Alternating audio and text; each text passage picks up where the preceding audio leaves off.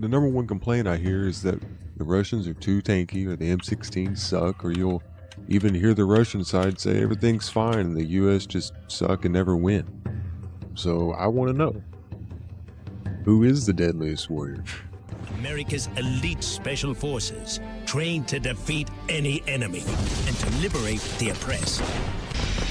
Versus Spetsnaz, top secret Russian commandos, trained to ignore pain. Who is deadliest? I put together my own simulation using Game Master, much better than that guy who just typed in some random numbers on an Excel spreadsheet. I've run multiple tests on weapons from each side, as well as testing the durability of the soldier, and found out a lot of things. We'll go over that later. And finally, I ran 6 rounds of attack and defend challenges, 3 rounds on each side, with the same conditions for each team. I used equivalent squads for each side as well. I actually posted all the tests on the videos separately, as well as recorded the simulation live for all 6 battles. This video would have been incredibly long, and if I included everything, it'd be really boring. So if you're a major nerd and want to go through all that painstaking process with me, I found it quite fun. The videos will be in the description. Anyway, this is the short and cut down version, and at the end of it, we'll know if the Russians are really the dominant force, or if the US just needs to rethink its strategy. They're not trained to think the way we're trained to think. They're weak. They're gonna fall short. No one's tough enough to take a couple rounds to the head. Okay, let's talk about weapons briefly. AK versus M16, or 545 versus 556. Hit registration is a big complaint in the community. Try headshot? Any first-person shooter community, really. Bullets did seem to skip targets, but if you look closer, absorbed it like a marshmallow. He's bleeding out of his neck. They are hitting them.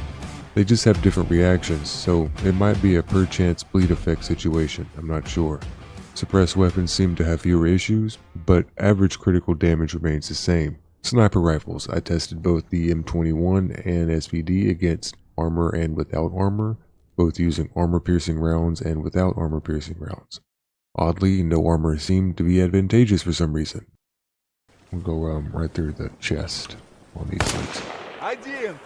And not sure what was up with that.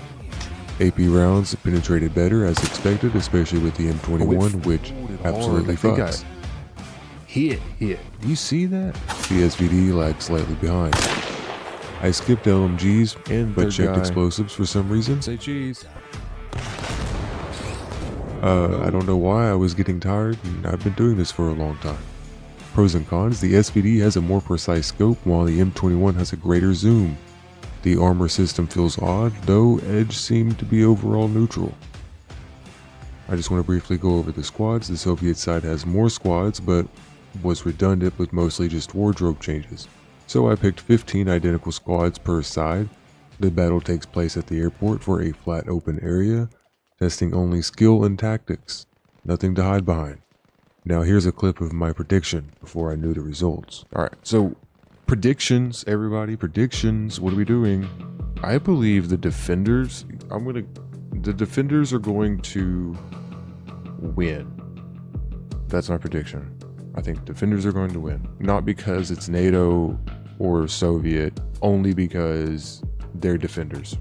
That's my guess. Alright, what do you think? Can you speak into the microphone here? It takes a big dick. It takes a huge dick. And we got an American cop.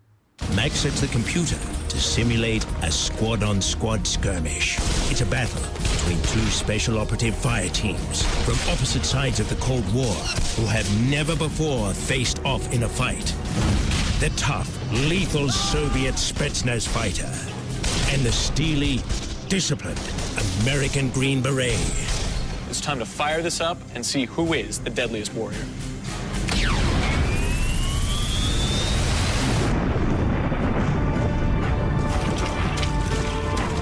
This is the final round of the simulation. It all comes down to this. If the US wins, that's game over. If the Soviets win, we go into overtime. It's been insanely close this whole time, but this is it. I used to play Madden a lot with my dad, and we would actually try to predict the Super Bowl by having the previous year's AI, because obviously you can't have the same year as current Super Bowl, but we'd have the previous year's AI battle it out for that Super Bowl. We'd even, sometimes at the beginning of the football season, we would just set up all of the teams, right? And predict who would be in the Super Bowl. And then when Super Bowl come, we would predict who would win. You know, it was never right. It was never right. Oh, and the US won. Guess the US players are just bad.